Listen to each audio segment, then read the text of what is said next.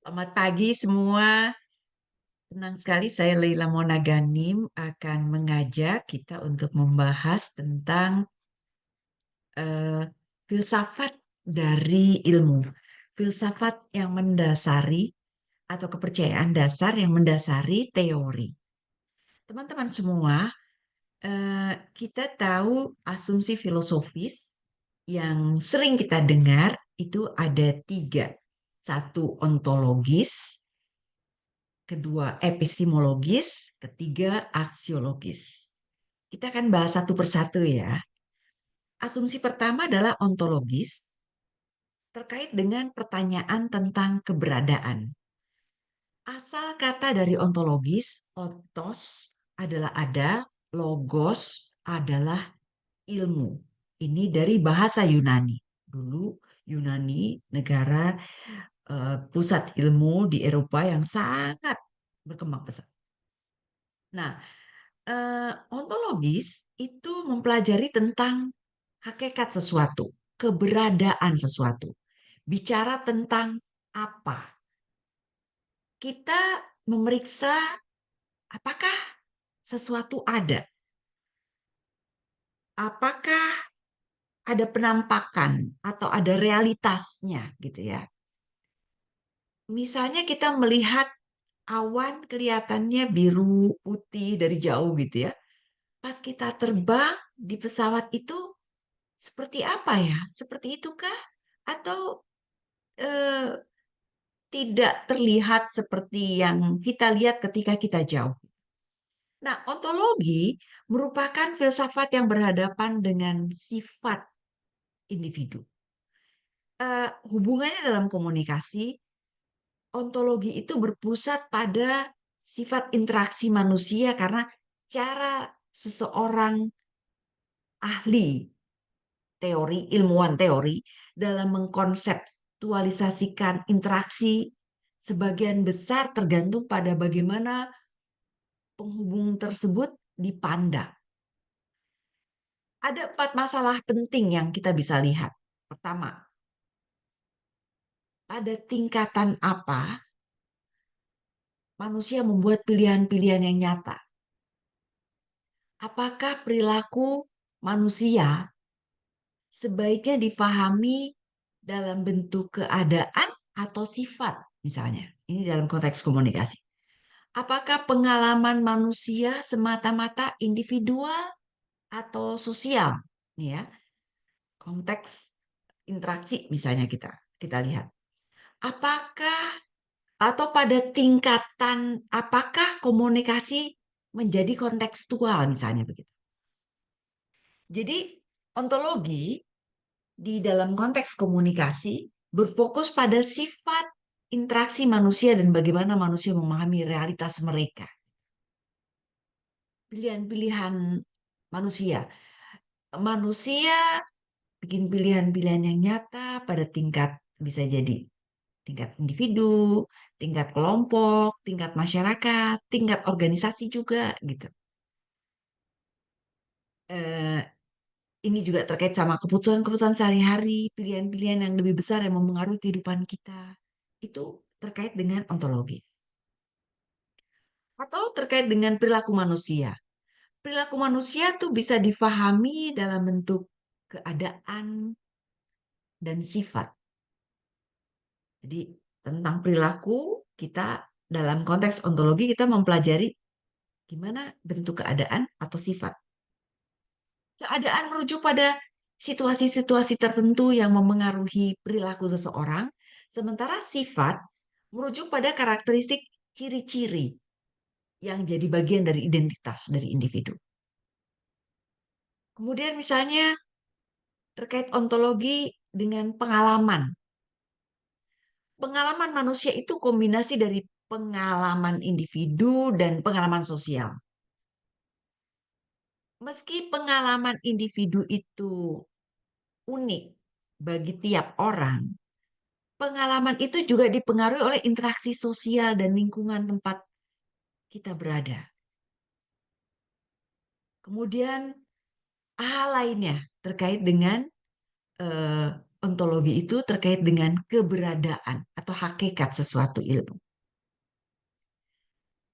Kita lanjutkan yang kedua, terkait dengan epistemologi.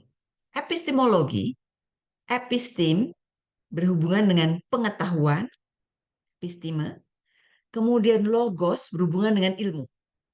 Jadi, epistemologi adalah cara kita memahami bagaimana kita tahu sesuatu. Ini dekat juga dengan metodologi. Bagaimana kita tahu itu? Eh, ini seperti cara kita belajar tentang dunia di sekitar kita. Ketika kita bicara tentang epistemologi dalam ilmu komunikasi, kita bicara tentang cara kita memahami bagaimana komunikasi bekerja. Bagaimana kita belajar tentang cara berkomunikasi dengan orang lain. Bagaimana kita mendapatkan pengetahuan tersebut. Eh, Coba kita bayangkan, kita lagi main sama temen di taman. Kita ngobrol, kita bermain sama teman kita. Dengan cara-cara tertentu untuk berkomunikasi. Kita pakai kata-kata, kita pakai gerakan tubuh, ekspresi wajah, atau bahkan kita perlu gambar ya untuk nunjukin tentang ini nih ada tas keren nih kita tunjukin pakai gambar gitu untuk menyampaikan ide atau perasaan kita atau kita menyampaikannya dengan eh, eh, tanda gitu ya tanda begini tanda serangeo dan lain sebagainya. Itu semua adalah bagian dari ilmu komunikasi. Jadi epistemologi dalam ilmu komunikasi membantu kita memahami bagaimana kita belajar tentang cara berkomunikasi dengan orang lain.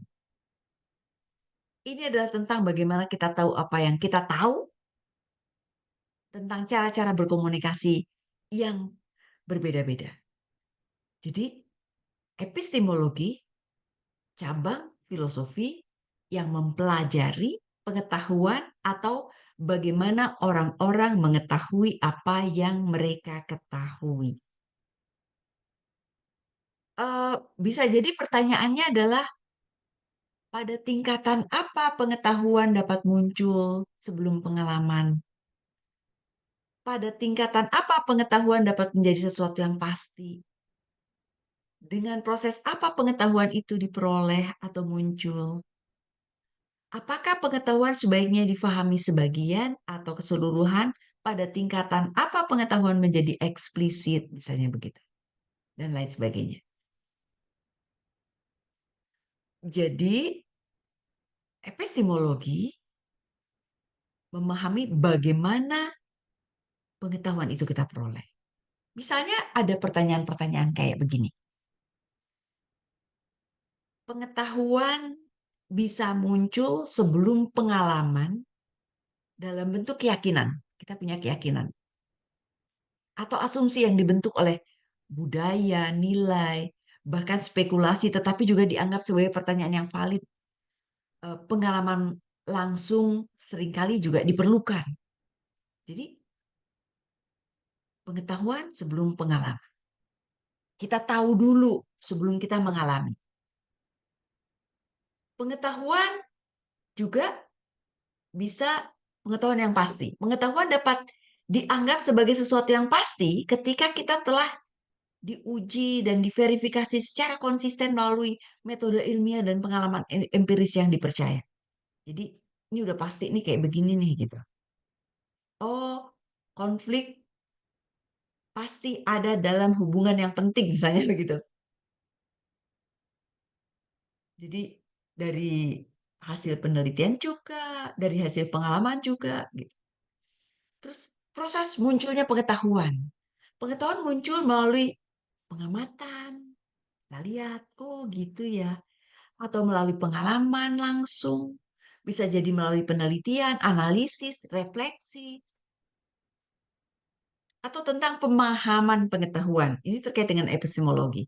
Pengetahuan sebaiknya difahami sebagai kombinasi dari informasi yang difahami sebagian dan keseluruhan. Karena kadang-kadang informasi dapat difahami lebih baik dalam konteks keseluruhan, sementara pada waktu lain pemahaman sebagian mungkin sudah cukup. Atau pengetahuan eksplisit. Pengetahuan menjadi eksplisit ketika dapat diungkapkan atau diartikan dengan jelas, baik melalui bahasa, melalui simbol, representasi lainnya yang memungkinkan untuk difahami dan dikomunikasikan kepada orang lain. Kemudian filsafat yang ketiga adalah aksiologi. Aksio adalah nilai, logos adalah ilmu, ilmu tentang nilai. Jadi aksiologi merupakan cabang filosofi yang berhubungan dengan penelitian tentang nilai-nilai.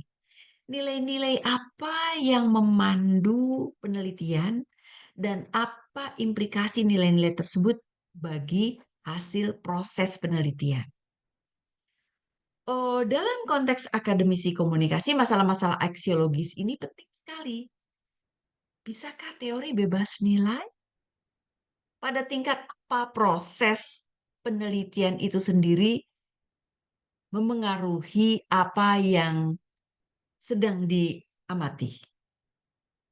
Haruskah penelitian dirancang untuk mencapai perubahan atau apakah fungsinya ya untuk menghasilkan pengetahuan? Itu adalah tentang nilai-nilai. Di dalam ilmu komunikasi, nilai-nilai dalam penelitian komunikasi, nilai seperti keadilan, kebenaran, keberagaman, juga sering muncul dalam penelitian. Misalnya penelitian mungkin dilakukan dalam tujuan untuk memperjuangkan keadilan sosial atau meningkatkan pemahaman tentang keberagaman budaya. Itu juga kita lakukan. Nah, implikasi nilai pada hasil penelitian, nilai yang memandu penelitian dapat memengaruhi interpretasi data dan temuan dari penelitian. Misalnya penelitian yang didorong oleh nilai-nilai keadilan sosial mungkin cenderung menyoroti isu-isu ketidakadilan yang dihadapi oleh kelompok tertentu dalam masyarakat. Jadi panduan-panduan tersebut menjadi berpengaruh. Jadi tentang teori dan nilai tidak sepenuhnya mungkin bagi teori untuk benar-benar bebas dari nilai. Karena teori seringkali mencerminkan perspektif dan nilai bagi penelitinya. Namun peneliti harus berupaya untuk menyadari dan mengakui nilai-nilai mereka serta upaya untuk menjaga objektivitas dari penelitiannya. Aksiologi dalam ilmu komunikasi itu bagaimana kita memahami nilai-nilai atau apa yang dianggap penting dalam berkomunikasi dengan orang lain. Itu inti dari aksiologi. Jadi, teman-teman semua, semoga diskusi singkat ini bermanfaat. Mari kita ketemu di sesi-sesi berikutnya. Bye-bye.